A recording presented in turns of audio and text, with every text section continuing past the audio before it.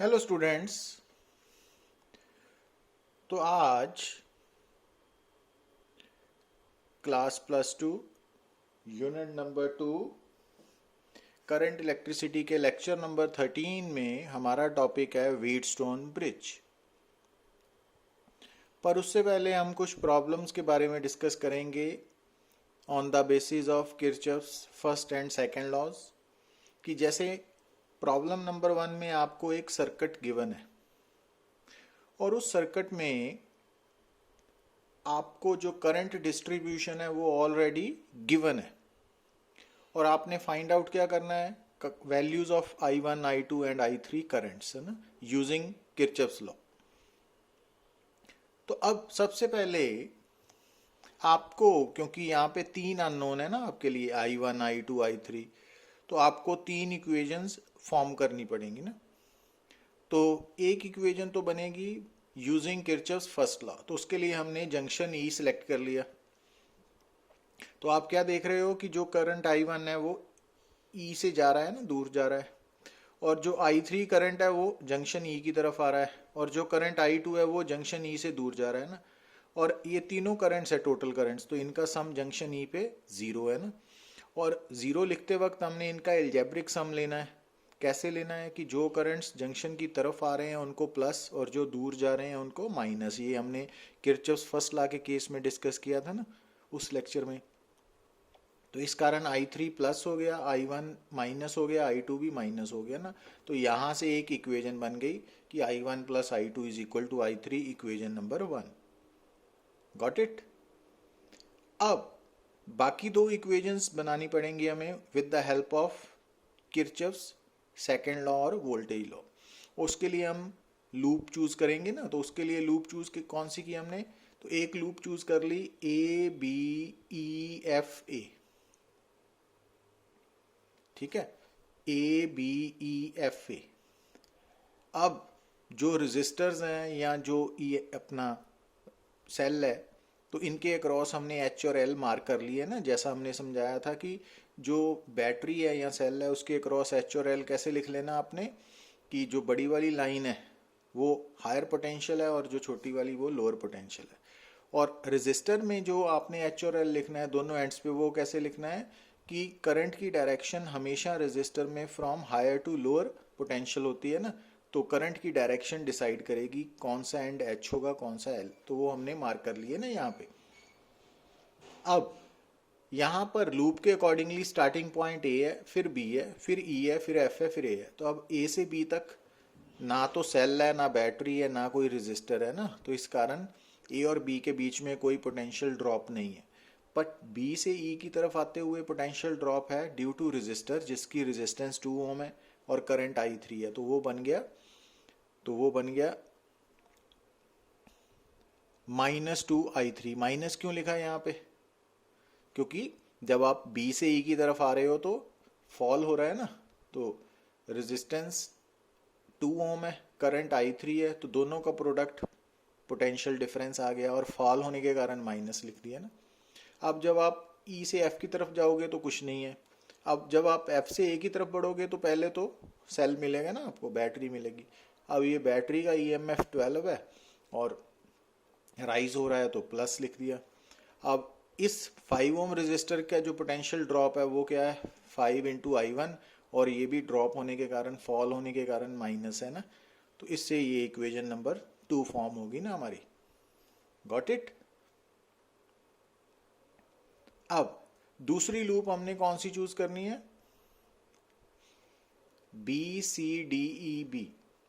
तो लूप कोई भी चूज की जा सकती थी, एक ABCDEFA भी कर सकते थे आप, BEDCB भी कर सकते थे। तो हमने ये BCDEB कर ली ना। अब यहाँ पे B से C तक कुछ नहीं है, बट C से D तक 2 है ना। पहले आएगी पोटेंशियल ड्रॉप अक्रॉस रेजिस्टेंस 3 ओम और उसके बाद सेल है ना। तो ये रेजिस्टेंस का है 3 इंटू, और करंट कितना है इसमें I2, तो 3I2। अब ये है 6 और ये वाला है 2 और करंट इसमें I3 है ना। अब प्लस माइनस आपने HL के अकॉर्डिंगली मार्क कर दिया ना यहाँ पे। तो इक्वेशन नंबर 3 बन गई। अब हमारे पास 3 इक्वेशंस है और 3 ही अननोन्स है, I1 I2 I3। अब इन तीनों इक्वेशंस को, साइमल्टेनियस इक्वेशंस को आप सॉल्व करके I1 I2 I3 की वैल्यू निकाल सकते हो।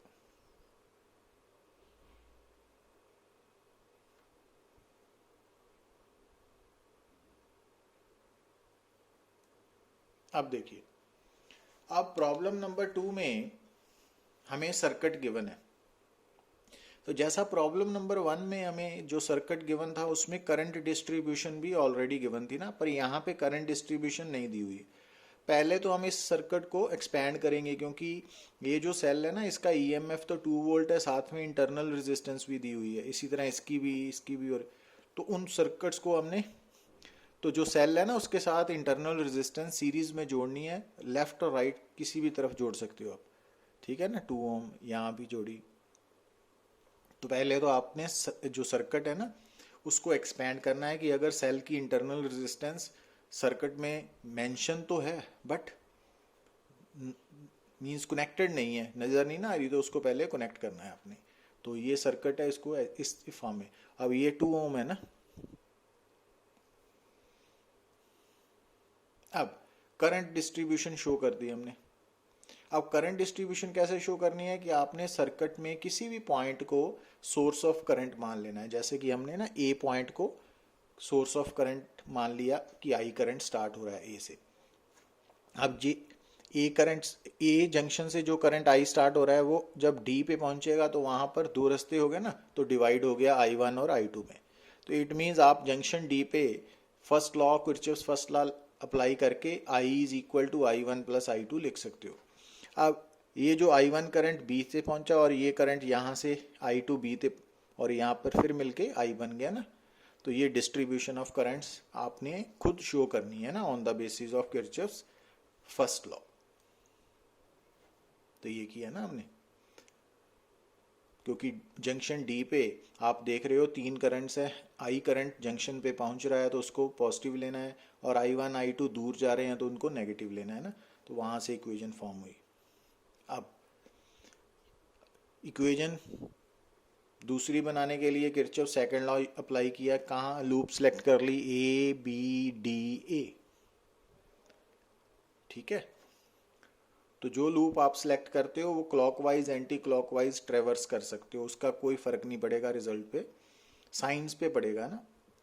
अब जब आप ए से बी की तरफ जाओगे तो पहला पोटेंशियल डिफरेंस है EMF 2, फिर 2 इंटू आई, और उसके बाद 2 इंटू I1, और उसके बाद 1 इंटू आई, और उसके बाद 1 वोल्ट है ना। ये सारा लिख लिया। अब साइंस लिखने हैं तो वो आपको बताया हुआ है कि H और L कैसे मार्क करने हैं, कि सेल के अक्रॉस जो बड़ी वाली लाइन है उसको H और छोटे वाली को L, और रजिस्टर में जो करंट की डायरेक्शन है वो हमेशा H to L होगी ना। तो इस पे ध्यान देना है आपने ना पर्टिकुलरली, तो समझ आएगी बात। अब यहाँ पे साइन जोड़ के ये इक्वेशन बन गई ना हमारी, तो वहां से ये इक्वेशन आ गई, इक्वेशन नंबर 2। अब ऐसे ही एक और एक लूप सेलेक्ट कर ली, कौन सी? BCDB।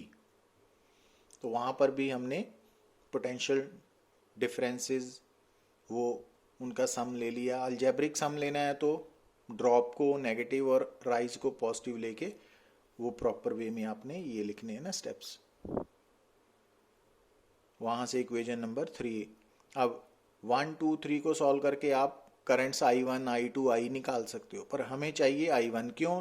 क्योंकि हमने तो B और D के बीच में पोटेंशियल ड्रॉप निकालना है ना, पोटेंशियल डिफरेंस निकालना है B एंड D। यहाँ D है ना, तो B एंड D के बीच में पोटेंशियल डिफरेंस निकालने के लिए हमने B और D, ये क्या बन गई हमारी? ओपन लूप बन गई ना B और D।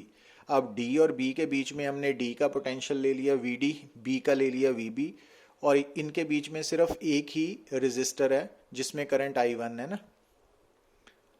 तो अब सबसे पहले हमने स्टार्ट किया, मान लीजिए D से B की तरफ है ना, तो स्टार्टिंग पॉइंट अगर D है तो उसका पोटेंशियल नोट कर लिया VD, प्लस उसके बाद क्योंकि रेजिस्टर आया तो उसके अक्रॉस पोटेंशियल ड्रॉप है तो -2 I1 लिख लिया। अब बी पे पहुंच गए तो is equal to final point का पोटेंशियल, और यहाँ से V B minus V D की वैल्यू निकाल ली। अब करंट जो आई वन है वो नेगेटिव आया था ना, नेगेटिव करंट का मीनिंग मालूम है क्या होता है कि आपने ये करंट डिस्ट्रीब्यूशन खुद आपकी है ना, तो इस डिस्ट्रीब्यूशन में आप शो कर रहे हो कि जो आई वन करंट है वो डी से बी की तरफ जा रहा है, पर जब हमने ये इक्वेशन सॉल्व की तो वहाँ पर आई वन की वैल्यू नेगेटिव आ गई, तो उसका मतलब है कि एक्चुअली जो करंट है इस सर्किट में वो इस ब्रांच बी डी ब्रांच में वो डी से बी की तरफ नहीं है, बी से डी की तरफ है। तो ये रिजल्ट शो करेगा ना, तो आपने चेंज नहीं करनी डायरेक्शन, वो रिजल्ट ही बता देगा। और अगर ये प्लस आता तो उसका मतलब था कि जो हमने एज्यूम किया है कि ब्रांच डी बी में करंट की डायरेक्शन आई वन जो है वो डी से बी की तरफ है, तो वो एक्चुअली भी ऐसे ही फ्लो कर रहा है। तो ये पॉइंट्स आपने माइंड में रखने हैं।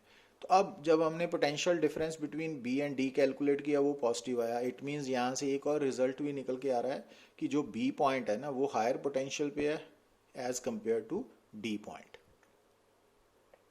Got it. अब प्रॉब्लम नंबर 3 में आप देखिए कि हमारे पास एक सर्किट गिवन है, इसमें करंट डिस्ट्रीब्यूशन की हुई है और अननोन करंट्स निकालने हैं ना, तो यहाँ पे किरचॉफ्स फर्स्ट लॉ यूज होगा। तो इसके लिए जब आप जंक्शन ए पे आते हो तो जंक्शन ए पे आपके सामने 3 करंट्स है, कौन कौन से, 15, 8 एंड I2।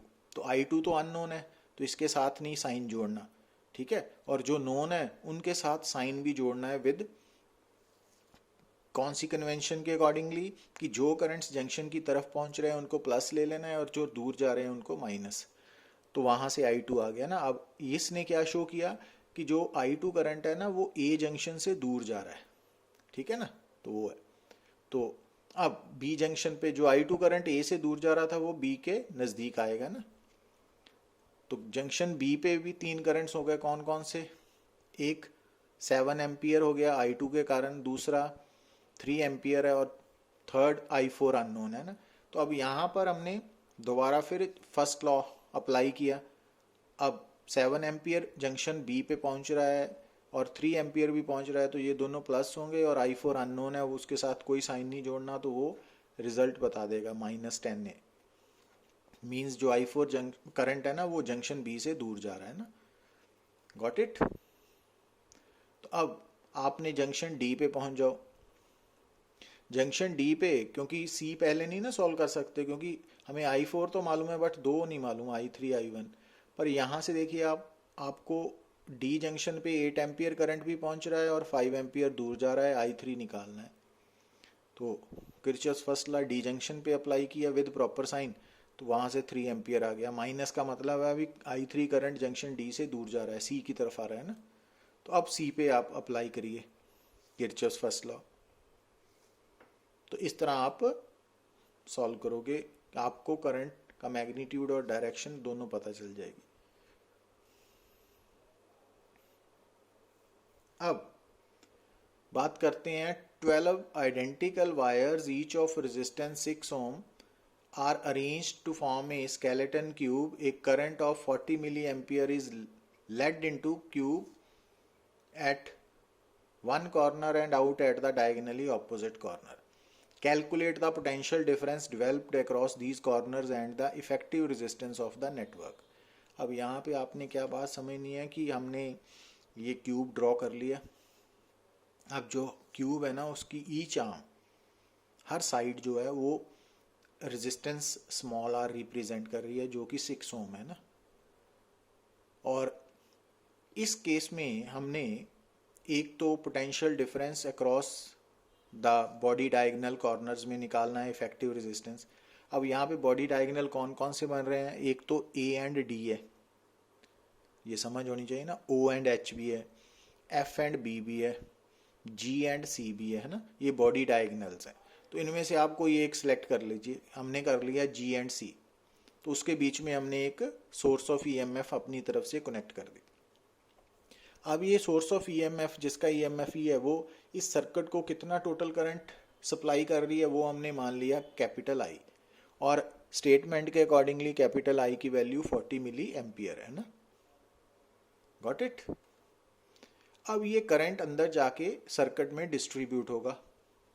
अब कैसे होगा, अगर आप ध्यान से देखिए, क्योंकि करंट एंटर कर रहा है जी से और बाहर निकल रहा है सी से। अब यहाँ जी के आगे तीन रास्ते हैं ना, जी से ए, जी से एच, जी से एफ। और ध्यान दीजिए, क्योंकि ये तीनों रास्ते आइडेंटिकल हैं तो यहाँ पे करंट्स बराबर रेजिस्टर्स हैं, तो इक्वली डिवाइड कर जाएगा। तो टोटल करंट अगर आई है तो वो इक्वली डिवाइड हो गया तीन रास्तों में, मीन्स I/3 हो गया ना। अब जो करंट ए पे पहुंचेगा, जंक्शन ए पे, उसके आगे भी दो आइडेंटिकल पाथ्स हैं ना, AO एंड AB, तो वहां फर्दर वो I/6 में हाफ हाफ में डिवाइड हो जाएगा। ऐसे ही जो करंट H पे पहुंचेगा वो भी दो इक्वल पार्ट्स में डिवाइड हो जाएगा। जो यहाँ से करंट F पे पहुंचेगा वो FO है ना, तो उसके बाद फिर अगेन करंट्स मिलेंगे और यहाँ पे करंट क्या बनेगा। अब यहाँ देखिए, जो करंट F से D पहुंचा I/6 और H से भी I/6 पहुंचा, तो वो D से C की तरफ I/3 हो गया ना अगेन मिलके, किरचॉफ्स फर्स्ट लॉ के अकॉर्डिंगली। जो करंट A से O पहुंचा I/6, F से O I/6, वो O से C I/3 हो जाएगा ना। इसी तरह B से C भी I/3 हो जाएगा। और ये करंट डिस्ट्रीब्यूशन हमने की है on the basis of Kirchhoff's first law, और साथ में सिमेट्री ऑफ रेजिस्टेंस का ध्यान रखा ना। अब क्योंकि यहाँ पर आई एक ही करंट अननोन है ना, तो इस कारण एक ही लूप की रिक्वायरमेंट है। तो वो कौन सी सिलेक्ट कर ली हमने, GFDCE एंड G, ये वाली बाहर वाली लूप ना, ये वाली। अब इस लूप में G से F तक एक रेजिस्टेंस है, साथ में करंट है, और F से D तक भी रेजिस्टेंस भी है, करंट भी है, और D से C तक रेजिस्टेंस भी है, करंट भी है, और C से E की तरफ आते हुए यहाँ से ये EMF आ गया ना। तो अब H और L मार्क कर लिए ना यहाँ पे करंट की डायरेक्शन के अकॉर्डिंगली। तो अब G से F तक कितना पोटेंशियल डिफरेंस है, R इंटू I/3 है ना, और ये फॉल होने के कारण नेगेटिव है। अब F से D तक भी I/6 इंटू R है ना, और नेगेटिव फॉल होने के कारण है। D से C की तरफ R इंटू I/3, और ये भी फॉल होने के कारण है। पर ये जो जब हम यहाँ सेल से निकलते हैं तो वो राइज है ना, तो +C और 0, तो वहाँ से E की वैल्यू आ गई। अब इस सर्किट को टोटल EMF है E, टोटल करंट है I, तो total EMF over total current होता है टोटल रेजिस्टेंस। तो इस सर्किट की इक्विवेलेंट रेजिस्टेंस आ गई E/I, तो 5R/6, और R गिवन है ना 6 ओम, तो 5 ओम आ गई सर्किट। तो ये जनरल रिजल्ट हो गया ना 5R/6। और पोटेंशियल ड्रॉप क्या होगा, करंट इंटू इक्विवेलेंट रेजिस्टेंस। तो वो सॉरी, यहाँ करेक्ट कर लेना आप, 200 मिली एम्पियर नहीं है ये, ठीक है, मिली वोल्ट बनेगा ना, क्योंकि ये 5 ओम है ना, ये करेक्ट कर लेना आप, 200 मिली वोल्ट, तो उसको 0.2 वोल्ट लिख सकते हैं ना।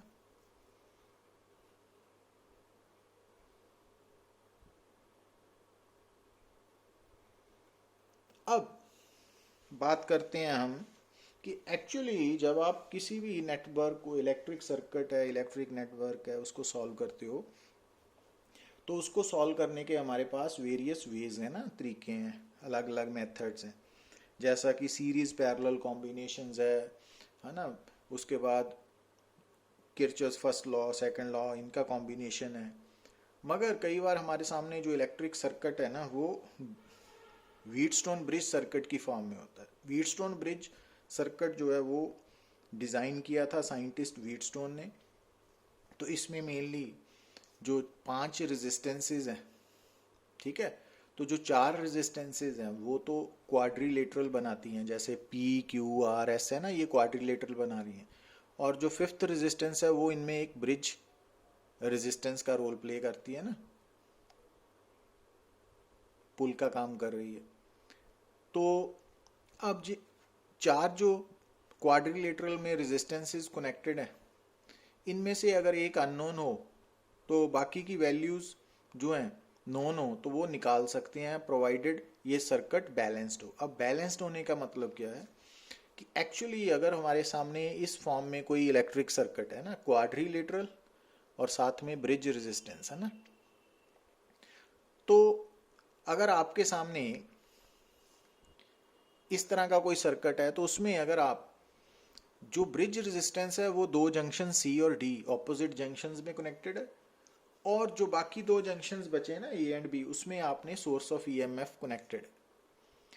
तो अगर यहां पे करंट डिस्ट्रीब्यूशन को देखें हम, तो according to Kirchhoff's first law हमने मान लिया कि टोटल करंट सर्किट में है आई, तो ए तक तो आई पहुंचेगा ना। अब आई ने अपने आप को दो पार्ट्स में डिवाइड कर लिया, I one and I two. अब जो आई वन है अगर वो सी पे पहुंचेगा वो फर्दर डिवाइड कर लिया, I three and I one minus I three ना, बाकी बचा करंट इस तरफ से आएगा। और ये जो आई टू है और ये आई थ्री मिलके आई टू प्लस आई थ्री हो गया। अब अगेन ये दोनों मिलके वापस बाहर आई आएगा। किसी भी सर्किट में किसी भी जंक्शन में जितना करंट पहुंचेगा वो उतना ही बाहर भी निकलेगा। तो ये बात आपने माइंड में रखनी है। अब इस केस में जो सबसे इंपॉर्टेंट पार्ट है कि अगर आपके सामने एक व्हीटस्टोन ब्रिज सर्किट है, तो अगर आप क्या देखते हो कि जो ब्रिज रेजिस्टेंस है उसके अक्रॉस जो दोनों जंक्शंस है उनका पोटेंशियल अगर सेम है, VC एंड VT है ना, तो ब्रिज रेजिस्टेंस में कोई करंट पास नहीं करेगा। ठीक है, पर इसके लिए कंडीशन होनी क्या जरूरी है कि ये जो ब्रिज सर्किट की ऑपोजिट आर्म्स है, P एंड R की रेजिस्टेंस का प्रोडक्ट, S एंड Q का प्रोडक्ट, जो ऑपोजिट आर्म्स की रेजिस्टेंसेस का प्रोडक्ट है वो इक्वल होना चाहिए। जैसे P और R का प्रोडक्ट और S और Q का प्रोडक्ट अगर बराबर आ रहा है तो ये व्हीटस्टोन ब्रिज जो है ना उसको हम बोलेंगे कि ये बैलेंस्ड है। और जब व्हीटस्टोन ब्रिज बैलेंस्ड होगा तो ये जो ब्रिज रेजिस्टेंस है इसके अक्रॉस पोटेंशियल डिफरेंस जीरो होगा। तो इसके दोनों एंड्स का पोटेंशियल सेम होगा, जिसके कारण इसमें करंट पास नहीं करेगा। पर उसके लिए आपको सबसे पहले क्या चेक करना पड़ेगा कि क्या ये ब्रिज सर्किट बैलेंस्ड है कि नहीं है। उसके लिए आप कैसे चेक करोगे कि जो ऑपोजिट आर्म्स की रेजिस्टेंसेज है उनका प्रोडक्ट और अदर ऑपोजिट आर्म्स की रेजिस्टेंसेज का प्रोडक्ट इक्वल होना चाहिए। तो इसको हम बोलते हैं बैलेंस्ड व्हीटस्टोन ब्रिज, जब ये कंडीशन फुलफिल होती है ना। अब इसको डिराइव करने के लिए हमने, ये इंपॉर्टेंट आर्टिकल है, तो व्हीटस्टोन ब्रिज सर्किट डिजाइन कर लिया। और अब यहाँ पे हमने ब्रिज रेजिस्टेंस की जगह क्या किया, एक गैल्वेनोमीटर कनेक्ट कर दिया ना। गैल्वेनोमीटर एक इलेक्ट्रिक डिवाइस है जो करंट को मेजर करता है और इसकी अपनी रेजिस्टेंस कैपिटल G है। ठीक है ना, तो कैपिटल G गैल्वेनोमीटर डिवाइस की रेजिस्टेंस है। अब यहाँ पर करंट डिस्ट्रीब्यूशन शो की हमने कि जंक्शन ए तक टोटल करंट I पहुंच रहा है, उसके आगे दो पार्ट्स हो गए I1 I2। अब जो I1 करंट C है वहाँ पे जाके अब ये वाला ब्रिज करंट हमने IG ले लिया ना, और बाकी I1 करंट Q से पास करेगा ना, I1 माइनस IG। और ये वाला जो C वाला IG करंट वो D पे पहुंचेगा और यहाँ से I2 भी पहुंचेगा, तो R में से I2 प्लस IG करंट होके B तक आएगा और अगेन इन दोनों का सम I हो जाएगा।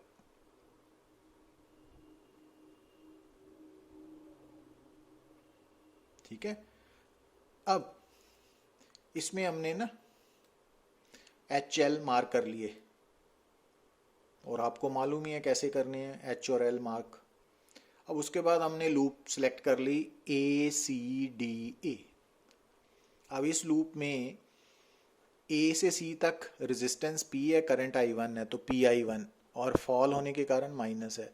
C और D से रेजिस्टेंस कैपिटल G है, करंट IG है ना, और फॉल होने के कारण माइनस। और जब आप D से A की तरफ जाते हो तो राइज होने के कारण प्लस है और रेजिस्टेंस S है, करंट I2 है ना, तो वो लिख लिया ना हमने, इक्वेशन 1 होगी। इसी तरह हमने ये दूसरी लूप भी सिलेक्ट कर ली CBDC। अब C से B तक Q into I1 minus IG और ये फॉल है तो नेगेटिव है ना, और B से D तक I2 plus IG into R और ये भी राइज है ना तो ये प्लस हो गया। अब D से C तक भी राइज है तो G इंटू IG ये बन गया ना, ये आ गया। अब ये जो व्हीटस्टोन ब्रिज सर्किट है ये बैलेंस्ड है, तो इट मीन्स C और D दोनों का पोटेंशियल सेम है ना। अगर पोटेंशियल सेम है तो गैल्वेनोमीटर के क्रॉस पोटेंशियल डिफरेंस जीरो है तो करंट भी जीरो होगा, IG जीरो होगा। तो अगर व्हीटस्टोन ब्रिज बैलेंस्ड है तो IG जीरो है। तो अगर आई जी ज़ीरो है तो इक्वेजन 1 में भी आई जी ज़ीरो पुट कर दिया, 2 में भी आई जी ज़ीरो पुट कर दिया, तो हमारे पास इक्वेजन 1 ये बन गई ना, minus P I one plus S I two is equal to zero और दिस वन, और जो इक्वेजन 2 है वो इस फॉर्म में आ गई। और अब अगर आप इनकी रेशो लो